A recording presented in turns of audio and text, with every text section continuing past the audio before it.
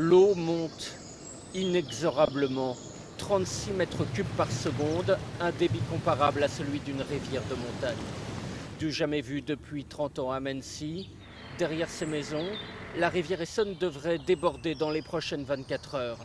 Cette habitante s'est préparée, tant bien que mal. On a essayé de protéger en mettant des bastings de bois, du polyane, des sacs de sable. On s'est dit que ça limiterait le ruissellement. Après, s'il y a un mètre d'eau dans le garage, clairement, ça ne servira pas. Après, on a protégé l'entrée, l'accès à la buanderie. Pareil, planches, polyane, sacs de sable.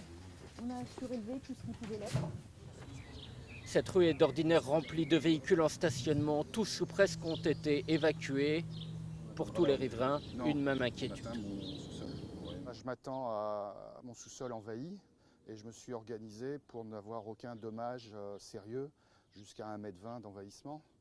Après, je perds l'électricité dans la maison. Bien sûr, il y a une inquiétude. On scrute le niveau de l'Essonne régulièrement. En pleine nuit, on se réveille et on surveille ce niveau pour voir quel est le risque et quand est-ce que la crue nous attend. En amont, avec cet ultime barrage, les gestionnaires de la rivière tentent d'évacuer un maximum d'eau vers les étangs et marais alentours pour le brouillard.